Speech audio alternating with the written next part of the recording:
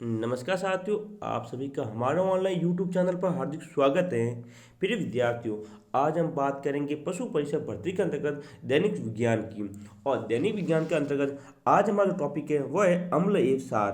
अम्ल एवं सार अति महत्वपूर्ण टॉपिक है। यहाँ से आपको एक से दो सवाल अवश्य देखने को मिलेंगे ही मिलेंगे। बहुत शानदार, बहुत इंपॉर्टेंट टॉपिक है।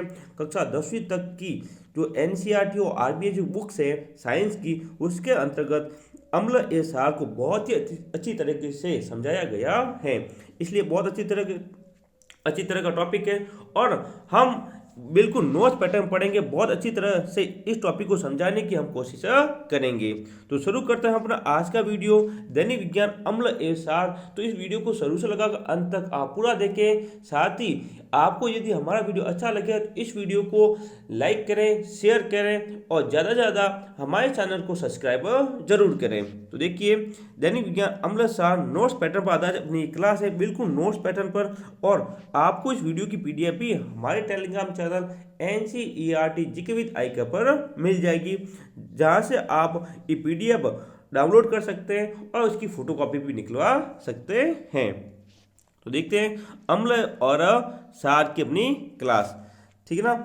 पहले पढ़ेंगे अम्ल के बारे में, फिर सारक, फिर लवण और पीएच स्केल। इन लवण और पीएच स्केल के बाद हम अगली क्लास में पढ़ेंगे। आज अपनी जो बात करेंगे वो करेंगे हम अम्ल और सार के बारे में। तो देखिए, अम्ल एसिड, जिसको इंग्लिश में एसिड बोला जाता है।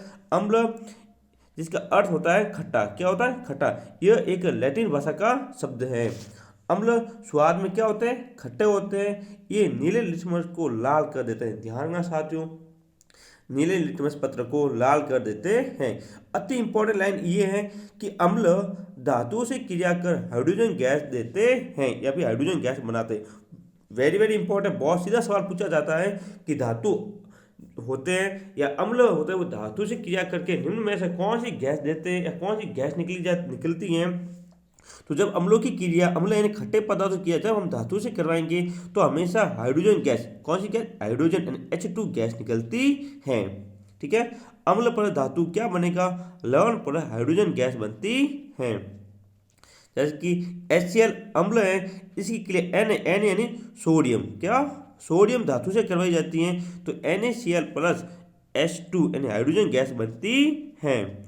इसी कारण से हम खट्टे पदार्थों को धातु के बर्तन में नहीं रखते, ठीक है, क्योंकि खट्टे पदार्थ होंगे, जितने भी खट्टे पदार्थ हैं उन सभी के अंदर अम्ल पाया जाएगा। क्या पाया जाएगा? अम्ल पाया जाता है। अगला इंपॉर्टेंट पॉइंट देखिए, बिल्कुल पॉइंट टू पॉइंट बात करेंगे। और ये ही पीडीएफ आपको वो पीडीएफ हमारे टेलीग्राम चैनल NCERT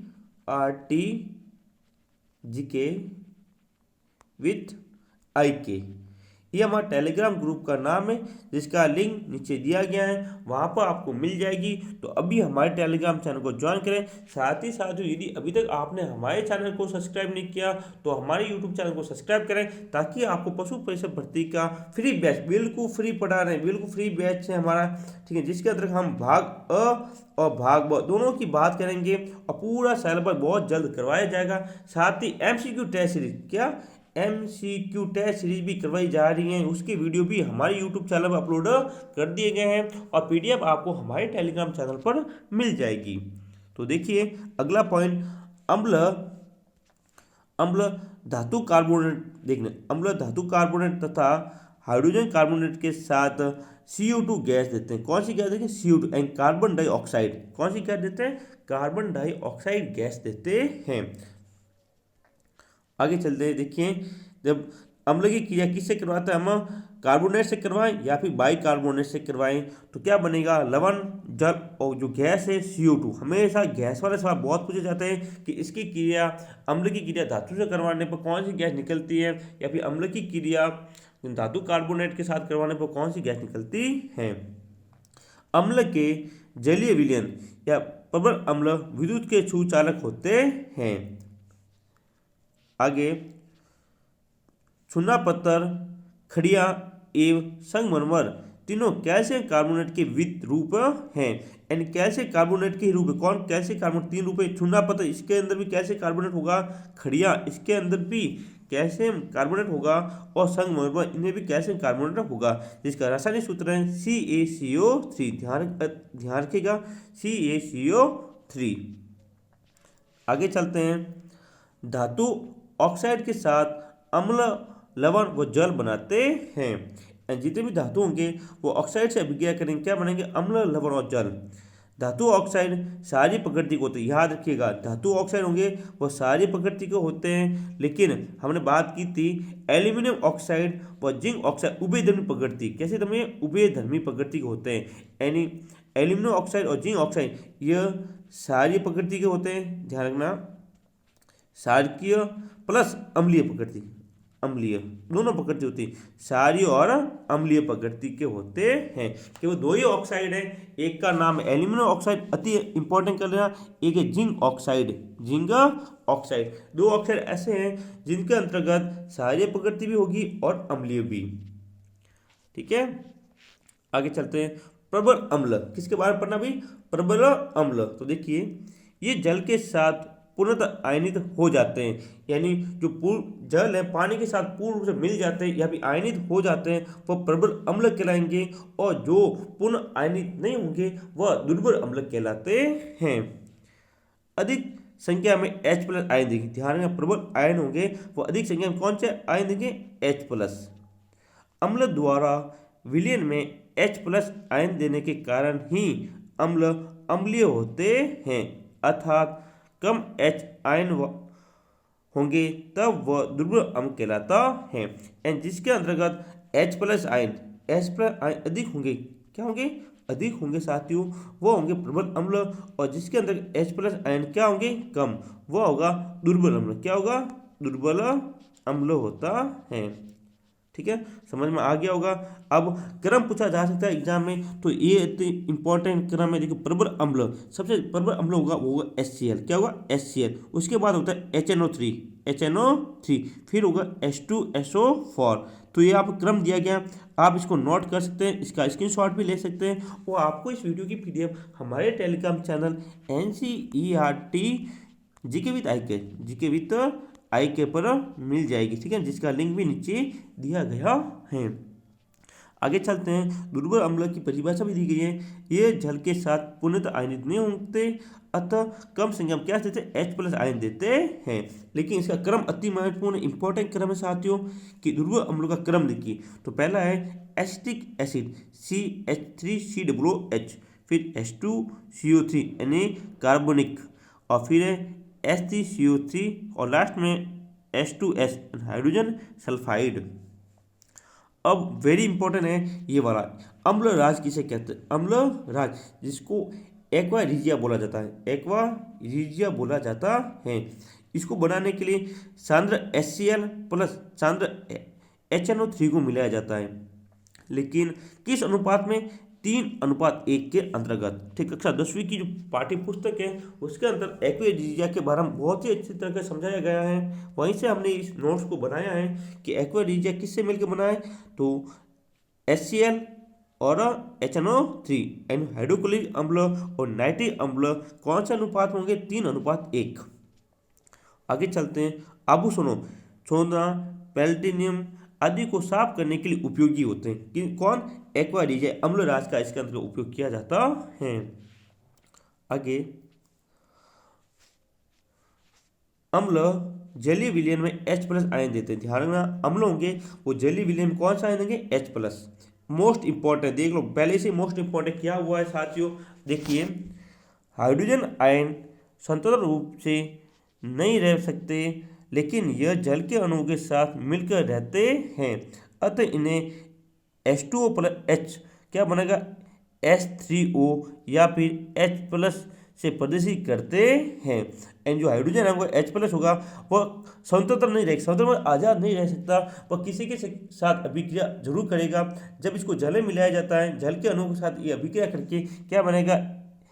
H3O बनाता है। आगे चलें। इंपॉर्टेंट, चींटी के डंक तथा नेटल जंगल में उगने वाला एक पादप है, क्या है? नेटल। ध्यान रखना, बहुत ही अच्छा सवाल है, जो कलाम एकेडमी के द्वारा जो प्री रीड करवाई गई थी उसके अंतर्गत इससे जुड़ा हुआ सवाल पूछा गया था, नेटल के पौधे के बारे में।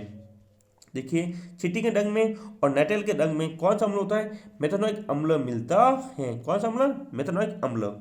चींटी के डंक को निष्क्रिय प्रवाही बनाने के लिए उस पर सोडियम का बाइकार्बोनेट, क्या सोडियम बाइकार्बोनेट अर्थात कैलेमाइड विलयन का उपयोग किया जाता है।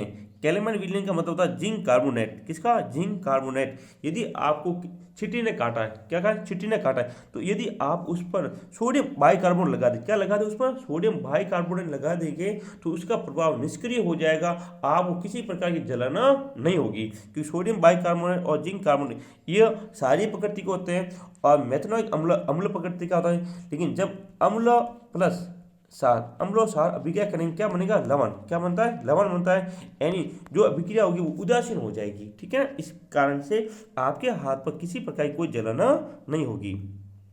अब किसके अंतर्गत कौन सा अम्ल पाया जाता है उसकी हम बात करते हैं। तो देखिए एसिटिक अम्ल है, उसके एक किसमें पाया, सिलिका में पाया जाएगा। सिलिका में कौन सा अम्ल पाएगा, एसिटिक अम्ल।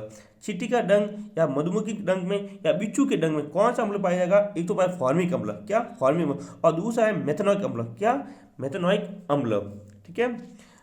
नींबू के अंतर्गत संतरा और नींबू दोनों के अंदर एक अम्ल पाया जाता है जिसका नाम है साइट्रिक अम्ल। याद रखिएगा, नींबू में और संतरा में साइट्रिक अम्ल पाया जाता है।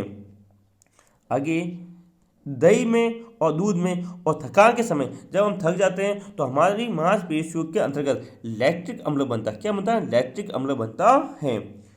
पालक और टमाटर के अंतर्गत ऑक्सैलिक अम्ल पाया जाता है, कौन सा, ऑक्सैलिक अम्ल पाया जाता है। आंवला और सिट्रस फल के अंतर्गत स्कोर्बिक अम्ल विटामिन सी पाया जाता है, ठीक है ना। तो ये हमने बात कर लिए कि किसके अंतर्गत कौन सा अम्ल पाया जाता है। सीधा सवाल यहाँ से पूछा जा सकता है, अति महत्वपूर्ण ये सारणी है और आप इसका स्क्रीनशॉट ले सकते हैं, आप इसको नोट भी कर सकते हैं। इसके अलावा इमली, अंगूर, कच्चे आम में टार्ट्रिक अम्ल पाया जाता है। बहुत बार एग्जाम यहाँ सीधा पूछा गया कि इमली के अंतर्गत कौन सा अम्ल पाया जाता है, तो टार्ट्रिक अम्ल, इसलिए ये क्लास अति महत्वपूर्ण है। यदि साथियों आपको हमारी क्लास अच्छी लगे तो अपने मित्रों के साथ इस वीडियो को ज़्यादा से ज़्यादा शेयर जरूर करें। साथ ही यदि अभी तक आपने हमारे चैनल को सब्सक्राइब नहीं किया तो सबसे पहले हमारे चैनल को सब्सक्राइब जरूर करें। इसके अलावा सेब के अंदर कौन सा अम्ल पाया जाता है, मैलिक अम्ल। गेहूं के अंदर ग्लूटोनिक अम्ल। मूत्र के अंदर कौन सा अम्ल पाया जाता है, तो यूरिक अम्ल। अब इसे याद रखें, मानव मूत्र में यूरिक अम्ल पाया जाता है। चाय में टैनिक अम्ल पाया जाता है। डीएनए और आरएनए में न्यूक्लिक अम्ल पाया जाता है, ठीक है ना। मक्खन या भी बकरी के मांस के अंदर ब्यूटाटाइरिक अम्ल पाया जाता है। एंड जो अति महत्वपूर्ण थे जो एग्जाम के बारे में पूछे जा सकते हैं उनकी बात हमने ये यहाँ पर की है। इन सब के बारे में आपको कोई नहीं बताएगा। साथियों आप कहीं भी दैनिक विज्ञान की क्लास पढ़ लें, पशु परिषद के अंतर्गत इन सब के बारे में आपको कोई नहीं बताएगा, ये हम गारंटी लेते हैं, ठीक है ना। अब सोडा वाटर के अंतर्गत कार्बोनिक अम्ल पाया जाता है साथियों, ठीक है। देखिए हरे पनों या घास के अंतर्गत बेंजोइक अम्ल, कौन सा अम्ल, बेंजोइक अम्ल पाया जाता है। प्रतिरोधी के रूप में बोरिक अम्ल और गन्ने के रस में ग्लाइकोलिक अम्ल पाया जाता है। आगे चलते हैं। शुक्र ग्रह पर जीवन संभव नहीं है, क्या है, शुक्र ग्रह वहाँ पर जीवन संभव नहीं है क्योंकि वहाँ पर H2SO4 यानी सल्फ्यूरिक अम्ल के मोटे श्वेत या पीले रंग के बादल वायुमंडल में पाए जाते हैं। सांद्र सल्फ्यूरिक एसिड में जिंक का टुकड़ा डालने पर हाइड्रोजन गैस बनती है जिससे जलती तीली इस पर ऊपर ले जाने से वह नीली ज्वाला के साथ जलती है। अब अति महत्वपूर्ण है अम्लों के उपयोग। देखिए पहला है सल्फ्यूरिक अम्ल यानी H2SO4, ये अम्ल इसके क्या क्या उपयोग है। तो गंधक के रूप में अम्लों को राजा, वेरी इंपॉर्टेंट, अम्लों का राजा कहा जाता है H2SO4 को। और औद्योगिक स्तर पर अमोनियम सल्फेट बनाने में इसका उपयोग किया जाता है। शीशा संचायक बैटरियों में इसका उपयोग किया जाता है। रंग, कपड़ा, कागज उद्योग में उपयोगी है। औषधि निर्माण में और लोहे की सफाई करने के अंतर्गत H2SO4 जो अम्लों का राजा है इसका उपयोग किया जाता है। आगे देखिए नाइट्रिक अम्ल जो कि बहुत इंपॉर्टेंट सूत्र है HNO3, इसको सोले का अम्ल कहते हैं। सीधा पूछा गया था एक बार सोले का सूत्र क्या है, तो HNO3। औद्योगिक स्तर पर अम्लराज बनाने में इसका उपयोग किया जाता है। अमोनियम नाइट्रेट बनाने में भी इसका उपयोग करते हैं। सोने चांदी के शुद्धिकरण में इंपॉर्टेंट करना, सोने और चांदी के शुद्धिकरण के अंतर्गत नाइट्रिक अम्ल का उपयोग किया जाता है। इसके अलावा पटाखे व अन्य विस्फोट TNT और डायनामाइट बनाने में भी इसका उपयोग किया जाता है। फिर कृत्रिम रेशे, रंग, औषधि निर्माण में। आगे चलते हैं, हाइड्रोक्लोरिक अम्ल HCl, इसका उपयोग नमक का अम्ल कैसे, ये नमक का अम्ल किस कहा जाता है इसको, और औद्योगिक स्तर पर क्लोरीन के निर्माण व नमक शोधन में इसका उपयोग किया जाता है। अमाशय में भोजन के पाचन में सहायक, जो हमारे अमाशय होगा, हमारे अमाशय के अंतर्गत एक ही अम्ल बनता है, वो बनता है HCl, हाइड्रोक्लोरिक अम्ल का निर्माण हमारे अमाशय के अंतर्गत भी होता है। तभी खाना खाने के बाद हमको खट्टी खट्टी डकारें आती हैं। सौंदर्य उत्पादों में तथा औषधि निर्माण में भी इसका उपयोग किया जाता है। टॉयलेट की सफाई में भी हाइड्रोक्लोरिक अम्ल का उपयोग किया जाता है। आगे चलते हैं, एसिटिक अम्ल की बात करते हैं। यह सिलिका में पाया जाएगा और इसका उपयोग आचार निर्माण में करते हैं, औषधि में करते हैं, और सेलुलोज एसीटेट एंड फोटोफिल्म, याद रखें फोटोफिल्म के निर्माण में भी एसिटिक अम्ल का उपयोग किया जाता है। सफेदा बनाने में भी इसका उपयोग करते हैं। तो ये थी अम्ल की बात, हमने यहाँ पर कर ली। अम्ल के जुड़े हुए महत्वपूर्ण टॉपिक जो किस प्रकार से था, हमें उम्मीद होगी कि अम्ल की जितनी भी जानकारी हमने बताई आपको समझ में आ गई होगी। अम्लों के बाद अब हम बात करते हैं क्षारक की। किसकी कहते हैं? क्षारक, यानी बेस की बात करते हैं। अम्ल पूरी तरह से आपको समझ में आ चुका है। अब हम बात करते हैं अम्ल क्षारक की। क्या होता है क्षार? तो देखिए, ऐसे पदार्थ जिनका स्वाद कड़वा होता है, क्या होता है? कड़वा होता है, वो क्षार होते हैं। खट्टे होते हैं, वो क्या होंगे? अम्ल। कड़वा होता है। दूसरा, जो स्पर्श करने पर साबुन जैसे लगते हैं, क्षारक कहलाते हैं। यानी कि उसका स्वाद क्या होगा? कड़वा होगा, और स्पर्श यदि हम टच करेंगे, स्पर्श करेंगे, तो साबुन जैसे वह होते हैं।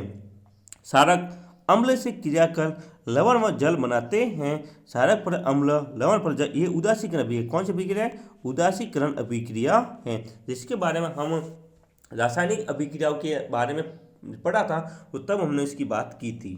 अगला पॉइंट, क्षारक जल में OH माइनस आयन देते हैं। क्या देते हैं? OH माइनस आयन देते हैं। अम्ल क्या देते हैं? H plus ion. आगे, क्षारक क्षारीय विलयन विद्युत के क्या होते हैं? सुचालक होते हैं। लाल लिटमस पत्र को क्या करते हैं? नीला। लाल को क्या करेंगे? ये नीला करते हैं। क्या करेंगे? नीला। जबकि अम्ल नीले को लाल करते हैं। क्या करते हैं? नीले को लाल करते हैं, याद रखिएगा। अगला है, जल में विलयनशील भस्म यानी क्षारक को ही क्षार कहते हैं, जैसे कि NaOH और KOH, ये क्षारक के उदाहरण हैं। आगे चलते हैं, जल में अविलयनशील भस्म क्षार नहीं होंगे। यदि जो जल में विलयनशील होगा वही क्षार होगा, जल में विलयनशील नहीं होगा तो वह क्षार नहीं होगा। प्रबल क्षार और दुर्बल क्षार। तो प्रबल क्षार किसे कहेंगे? जो जलीय विलयन के अंतर्गत OH माइनस आयन दे, क्या दे? OH माइनस अधिक संख्या में दे वो प्रबल क्षार होगा, और जो OH माइनस आयन क्या दे? कम संख्या में दे, वह क्या होगा? दुर्बल क्षार। यहाँ सवाल सीधा पूछा जा सकता है आपको कि निम्न में से कौन सा प्रबल क्षार है? क्या है? प्रबल क्षार का एग्जाम्पल है, उदाहरण है। तो प्रबल क्षार कौन कौन से? तो देखिए, NaOH, KOH, BaOH, ये प्रबल क्षार के एग्जाम्पल हैं। हमने परिभाषा पहले बात कर ली थी ऊपर अम्ल के बारे में, जब हमने प्रबल अम्ल और प्रबल क्षार और दुर्बल अम्ल की बात की थी, उसी के अनुरूप वही परिभाषा है। वहाँ पे H प्लस आयन थे, यहाँ पे क्या है? OH माइनस आयन, बस कोई फर्क नहीं है। दुर्बल क्षार की बात करें तो CaOH2 और NH4OH और MgOH2, यह दुर्बल अम्ल है। कैसा अम्ल है? दुर्बल अम्ल है। देखो, उदासीकरण अभिक्रिया मैंने बोला ही था, अम्ल प्लस क्षार क्या बनेगा? लवण और जल। ये HCl अम्ल है, प्लस NaOH ये क्षार है, और NCl इन लवण है। क्या है? लवण। नमक का सूत्र H2O, एक क्या अपना? जल। तो अम्ल क्षार अभिक्रिया करके क्या बनाते हैं? लवण और जल बनाते हैं। ये उदासीकरण अभिक्रिया कहलाती है। लवण निर्माण में क्षार का धनायन व अम्ल का ऋणायन जुड़ते हैं। जल की प्रकृति क्या होती है? उभयधर्मी। क्या होती है? उभयधर्मी होती है। ठीक है। सोडियम हाइड्रोक्साइड की उपस्थिति जिंक से करवाने अभिक्रिया, जिंक से करवाने पर हाइड्रोजन गैस प्राप्त होती है, पर ऐसा सभी धातु के साथ संभव नहीं है। ठीक है। आगे चलते हैं, अम्ल तथा सार्की विलयन विद्युत के सुचालक होते हैं। इंपॉर्टेंट लाइन करना, आपको कथन पूछा जा सकता है निम्न में से कौन सा कथन सत्य है, कौन सा असत्य है। तो अम्ल और क्षार के विलयन क्या विद्युत के क्या होते हैं, सुचालक, परंतु ग्लूकोज और एल्कोहल का विलयन विद्युत का सुचालक नहीं होता। इंपॉर्टेंट लाइन कर लो ये, ग्लूकोज और एल्कोहल, ग्लूकोज और एल्कोहल का जो विलयन होगा वह विद्युत का सुचालक नहीं होगा। ठीक है ना, सीधा आएगा निम्न में से कौन सा विद्युत का सुचालक नहीं होगा। तो एक तो ग्लूकोज नहीं होता है, एक अल्कोहल नहीं होता है, बाकी जितने भी विलयन होंगे वो विद्युत के सुचालक होंगे, यानी विद्युत का प्रवाह उनमें से होगा। अल्कोहल और ग्लूकोज में से विद्युत का प्रवाह नहीं होगा। आगे देखिए क्षारक के प्रमुख उपयोग। ठीक है ना, पहला है कैल्शियम हाइड्रोक्साइड। कैल्शियम हाइड्रोक्साइड चूने का पानी जिसे बुझा चूना कहते हैं, plastic of Paris and POP, bleaching powder, CaOCl बनाने में इसका उपयोग किया जाता है। अम्ल के जलन पर मरहम पट्टी हेतु और पुट्टी करने में, क्या करना है, पुट्टी करने के अंतर्गत कैल्शियम हाइड्रोक्साइड का उपयोग किया जाता है। यदि साथियों आपको हमारा वीडियो अच्छा लगे तो इस वीडियो को लाइक करें और अपने मित्रों के साथ शेयर जरूर करें। सोडियम हाइड्रोक्साइड तथा पोटेशियम हाइड्रोक्साइड यानी NaOH और KOH। KOH एक कास्टिक पोटाश का, इसका किसका का कास्टिक पोटाश का सूत्र है। नहाने के साबुन बनाने के अंतर्गत कास्टिक पोटाश यानी KOH पोटेशियम हाइड्रोक्साइड का उपयोग किया जाता है। और धोने का साबुन बनाने में, किसमें, धोने का साबुन बनाने के अंतर्गत इसका उपयोग करते हैं। और कास्टिक सोडा इसकी pH होती है वो 14 होती है। मैग्नीशियम हाइड्रोक्साइड, मैग्नीशियम हाइड्रोक्साइड ये मिल्क ऑफ मैग्नीशिया कहते हैं। बहुत बार सवाल पूछा गया मिल्क ऑफ मैग्नीशिया किसे कहा जाता है। तो देखिए मैग्नीशियम हाइड्रोक्साइड को ये पेट की अति अम्लता को दूर करने में उपयोग किया जाता है। इसकी pH 10 होती, कितनी होती है, 10 होती है, यानी कि प्रति अम्ल के रूप में उपयोगी, प्रति अम्ल के रूप में उपयोगी होता है वो होता है मैग्नीशियम हाइड्रोक्साइड MgOH2। आगे देखिए कैल्शियम ऑक्साइड। कैल्शियम ऑक्साइड बिना बुझा हुआ चूना, यानी पूछे बिना बुझा हुआ चूना क्या है, तो CaO यानी कैल्शियम ऑक्साइड को, किसको, कैल्शियम ऑक्साइड को बिना बुझा हुआ चूना कहते हैं। इसका उपयोग घरों को पुताई करने में उपयोग कहते हैं, पुताई करते हैं घरों के बाहर, तब इसका कैल्शियम ऑक्साइड का उपयोग करते हैं। अमोनिया निर्माण में इसका उपयोग करते हैं और लोहे के निष्करण में इसका उपयोग करते हैं। ठीक है, तो ये थे क्षारक के प्रमुख उपयोग जिसकी बात हमने यहाँ पर की है। साथियों हमें उम्मीद होगी कि आपको ये क्लास अच्छी तरह समझ में आई होगी। तो मिलेंगे हम अगली क्लास में, ठीक है ना, लवण और pH के साथ। तब तक के लिए जय हिंद, जय भारत। अंत में यदि अभी तक आपने हमारे चैनल को सब्सक्राइब नहीं किया तो सबसे पहले हमारे चैनल को सब्सक्राइब जरूर करें। जय हिंद।